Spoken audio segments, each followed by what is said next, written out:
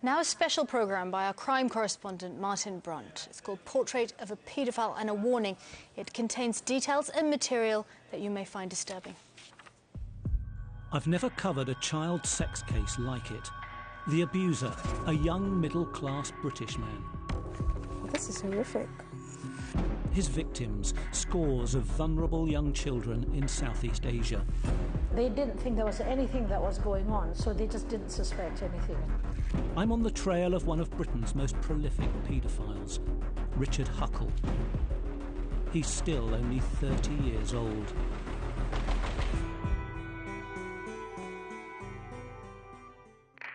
Happy times, and perhaps the last together for the Huckle family. Soon after this photograph was taken, Richard Huckle returned to Southeast Asia. Back to his extraordinary secret life of child sex abuse. On another visit home, he was arrested, and the vast scale of his crimes began to emerge. Huckle had used his religion and a fast-track teaching qualification to dupe his way into a poor community. He then spent 9 years raping their babies, toddlers, older children. Much of it he filmed and shared with other paedophiles. Huckle was a bright child, winning a place at the prestigious Harvey Grammar School in Folkestone. But he achieved only modest GCSE exam results. At 16, he joined fellow pupils doing project work in Namibia, southern Africa. He later returned to school, did poorly in exams, and left to study photography at college. School friend Scott Chapman remembered Huckle as a loner. He never seemed off or anything like that. He just seemed like a normal person, as if just very, very quiet. Didn't really talk about home and things like that. Huckle began posting hundreds of pictures on the internet, mostly of children. None of these is a victim. A fellow poster was suspicious and wrote this of him. After reading your posts, I think you're weird.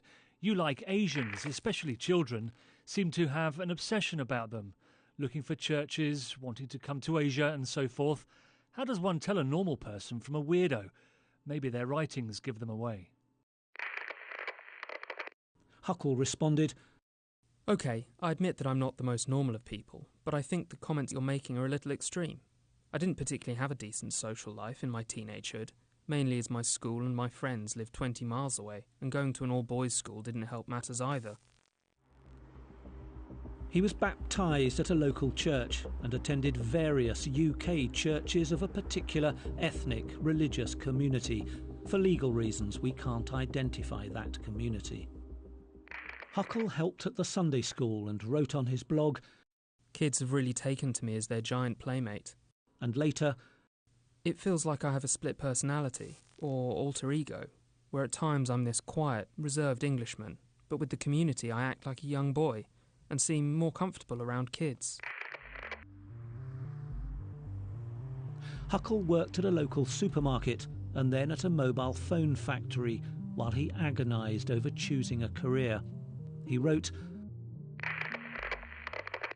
"I'm as stressed as hell. I have no idea what I'm going to do with the next few years of my life. I just hope God guides me along the right route." Richard Huckle spent a gap year in the Malaysian capital Kuala Lumpur. He worked in an orphanage. He was also placed as a Sunday school teacher at a community church. We can't name it. He wrote on his blog, "After my second week of teaching there, I became passionately fond of community culture and became very involved with the church and its members." He was welcomed immediately. Someone like you said, Richard Huckle, who is an Englishman, he's intelligent, he's coming to do us a favour, is what the community may be thinking. Who are we that someone like him should come to us? Therefore, we have to go out of our way to make him comfortable. And when children start saying things, if indeed they did, we don't even know if they raised an alarm, but if they did, then, very likely they would not have been believed over him. Richard Huckle used a Malaysian website to promote himself as a private tutor. He made much of the teaching certificate he got after a 2-month course with the British Council. I followed his trail to the offices of the Council, which promotes British business and education abroad. Here he took and passed a short CELTA course, a certificate in English language teaching to adults. He appeared in a promotional video. His teaching certificate helped give him access to his target community and its children. When I telephoned the council, its press spokesman said no one would be interviewed. When I called at its offices, where Huckle took the course, I had trouble even getting past security. There was still no interview. But the council said in a statement, "We have reviewed our involvement of Richard Huckle with the British Council, and apart from his participation in the CELTA course, we have no records to indicate that he was ever engaged as a teacher in Malaysia with us, either for adult students or children. We have no plans to review our interaction with graduates of our English teaching courses. We have a clearly defined process for people who enrol on our CELTA courses. Responsibility for any pre-employment screening, as well as monitoring their performance at work, are the responsibility of the eventual employer." Malaysia is a diverse society, a rich ethnic mix of Malays, Chinese, Indians, Filipinos and Indonesians. We're not allowed to report which community Huckle targeted.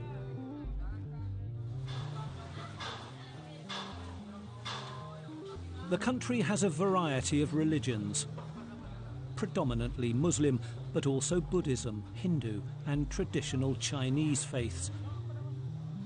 Huckle's victims were Christian.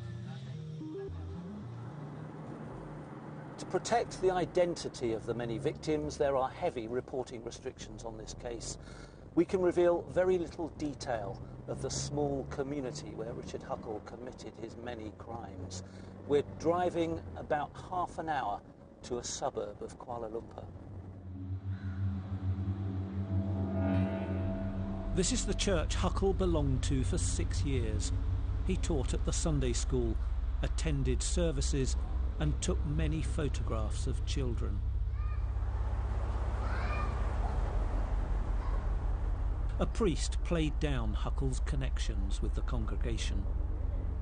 We'd be very keen to talk to you about Richard Huckle. How can I help you, my children? About his time here. I'll be spending time here. A very short period. We think he was here for some years. He was in Malaysia for some years, but he was hardly here. Yeah. You knew him? Yeah, a casual guy who comes in and goes. And you know the crimes he's committed? I've heard about him. Yeah. What he charged me. You know he was accused of... Okay. You know he was accused of child sex crimes. And how is the community recovering? You see, you guys must get it straight, number one. He was not a regular here. He comes off and on. And the so-called crimes were not at all committed in this community at all. But he ran a Sunday school here. No, he was here just for a short while. Yeah? And they were nothing to do here. And the community which he was supposed to be affected was nothing, not at all here. Which one was it then? Not here at all. No? Which community? I don't know. You tell me. Nothing to do with us here. Okay. Thank you.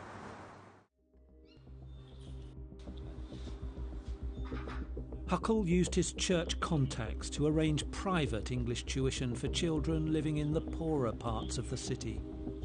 In one of these homes, Huckle taught 4 brothers and sisters. It's an area of Kuala Lumpur that most tourists never see. British investigators describe the community Huckle targeted as extremely close-knit, trustworthy, naive and poorly educated. When they were told what had happened, community leaders refused to believe that Huckle had abused their children. There were warning signs, but Huckle survived any suspicion. One day he wrote on his blog, was accused of abducting the girl after taking her alone when she ended up wetting herself. Generally, I think in Malaysia we don't think and believe that things like this do happen. Why not? Perhaps it is a belief that this is a more Western, a rich nation problem. We don't think that it could happen in our own backyard. But it did happen. For 9 years, Richard Huckle had been committing monstrous crimes against many of the children entrusted to his care.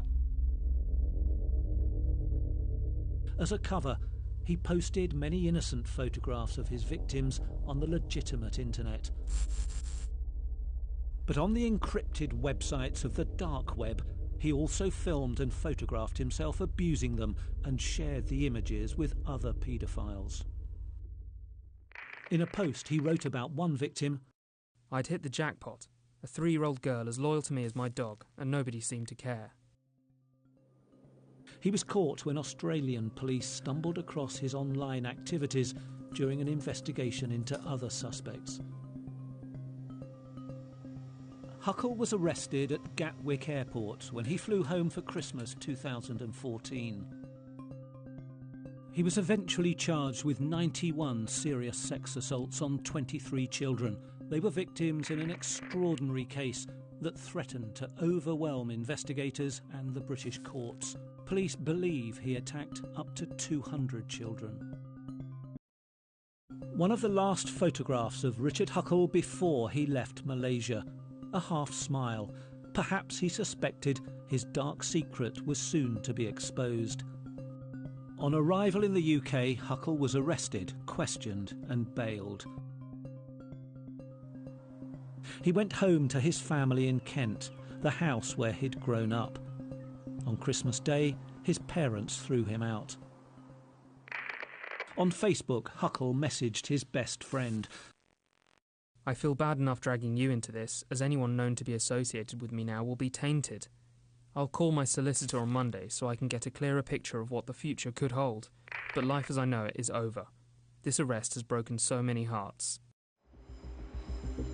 At the National Crime Agency, investigators discovered 20,000 indecent photographs and videos he'd taken of his young victims. And they discovered his encrypted commentary on images he shared with fellow paedophiles. Huckle wrote of one victim, "I was going to lure him into the bedroom and have sex with him, but I think he noticed the trap and fled. I'll get him next time." He posted pictures of himself abusing a victim on a crowdfunding website, a bid to raise money to fund his travel and abuse. Huckle was rearrested, charged and kept in prison to await trial. He denied everything. In prison, he sent his best friend a voice message. "This is Richard. Just to let you know, I'm still remanded in prison, but I've been transferred to HMP Belmarsh now. My prison number is... just to wish you Merry Christmas, and if you still want to keep in touch, then just send me a letter sometime." At the Old Bailey, prosecutors planned 3 separate trials. They doubted that one jury alone could cope with viewing so much harrowing evidence. Lawyers discussed having counsellors on standby. In the end, Huckle accepted he would go to jail and pleaded guilty to 71 out of the 91 charges. The list of charges to which Huckle eventually pleaded guilty ran to 5 pages. It was oddly colour-coded. The document was heavily redacted, like no other before it. It hid locations and the dates of his crimes. His victims' names were removed, replaced with letters. But there was no disguising the severity of what Richard Huckle did. Some victims he abused over several years. The youngest was 6 months old, the eldest 12. There were girls and boys.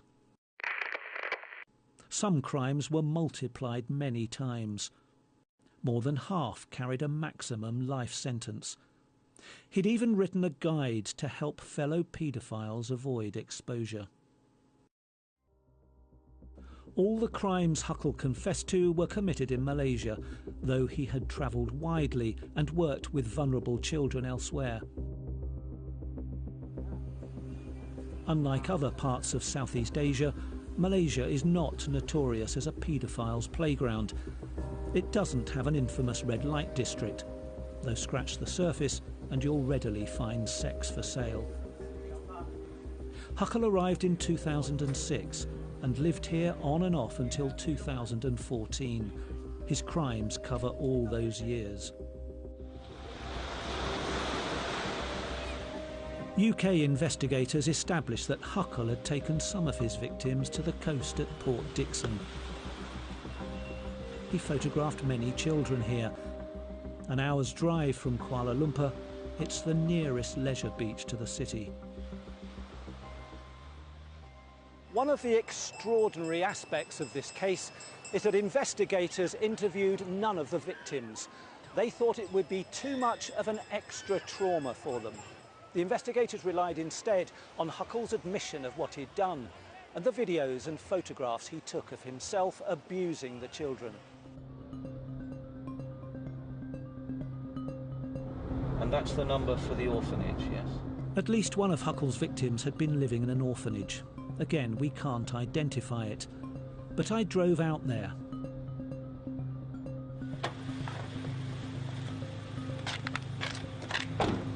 I travelled with a local colleague. Hi, morning. Hello. Hi.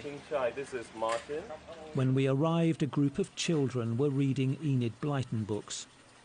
We spoke briefly to the orphanage owner. He told us Huckle turned up one day and removed a child from the home. We just wanted to know if this was where Richard Huckle worked. No, he never worked here. And these things also not was happened here, I told earlier. The children actually happen everything before they come here.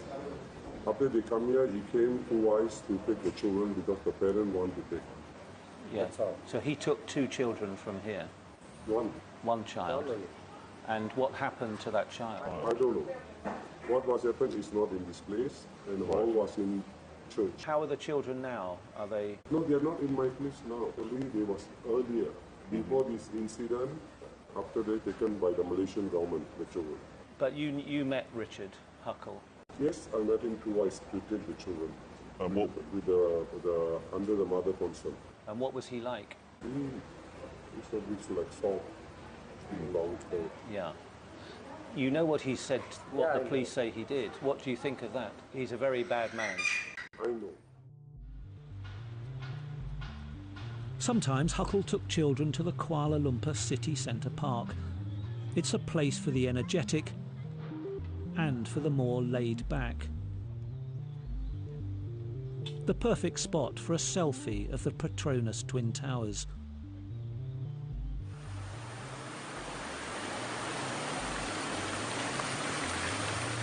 The dancing fountains are a major tourist attraction.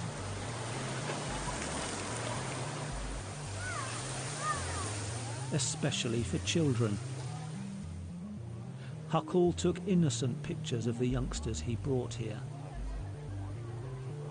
These are photographs of one of his victims, a girl of perhaps 7 or 8. She's smiling for his camera. Huckle wrote about her, spent most of the week looking after her, as nobody else will. On the charge sheet, this victim is child B. Huckle admitted raping her when she was 10 and 11 years old and carrying out other serious sex assaults on her from the age of 6. But police believe he did much more to her. Huckle shared abuse pictures of her on the dark web and wrote, "It's quite amazing to have stuck with the same child lover for so many years, and I hope, from the images you have seen, enjoyed watching her grow. It's not often in child porn you can compare the bodies of a 5-year-old and a 12-year-old that are the same girl. I'm sure I'll have plenty more sex with her in the future." After Huckle's confession, British investigators engaged a child protection charity to help it approach the community to explain what had happened to its children. But the charity workers said they weren't told any of the details of Huckle's crimes. I showed them. You've got a very extensive list here. Very, very, very, very detailed. This is what he's admitted and what he will be sentenced for. We were actually approached by the British police back in December 2014. And they didn't give us much information. So we went in there really with nothing. So we went in there and approached the communities as an NGO, you know, doing prevention, sexual abuse work, child sexual abuse work, and working with communities, giving them safety workshops and talks to parents and to the community leaders. But without telling them something had happened? Absolutely no information was given to them at all.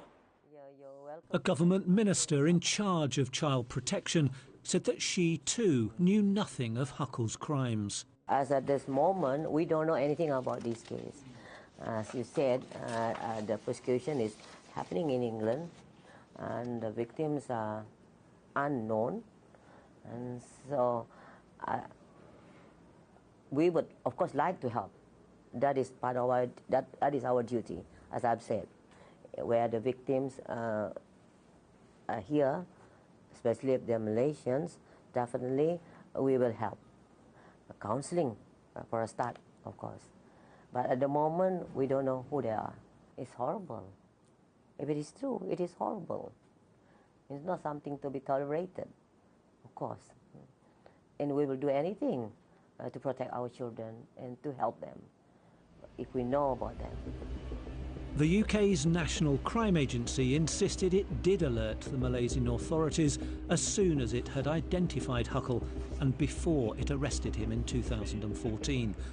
The agency also said it had removed images of Huckle's victims from 5 social media sites and was working tirelessly to take down all others.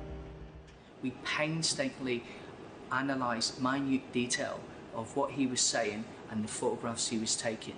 And as a result of that, we found that the location of the abuse was happening in Malaysia. Richard Huckle groomed those children, and he groomed them to a point that he was certain that no matter what he did to them, they would not tell their parents of the abuse that they were suffering from him.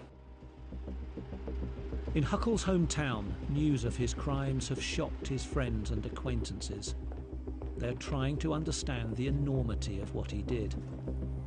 There's a lot of children. We're talking a baby here. 6 months old. It scares me. The fact that someone can change so quickly. I'm genuinely shocked. It makes you feel sick.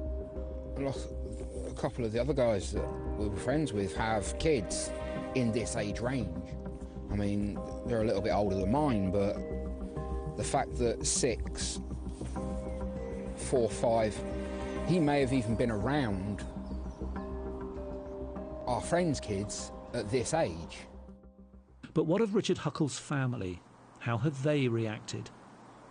It appears his parents sold up and moved away as soon as they could. His elder brother did not want to discuss him. Huckle's sister-in-law told me, "None of his family will speak about him. None of us ever want to see Richard again." Richard Huckle wasn't an opportunist sex attacker. He was a predator who targeted and groomed his victims and abused them systematically over many years. The judge said his crimes were of the utmost gravity, and he warned him to expect to go to prison for life.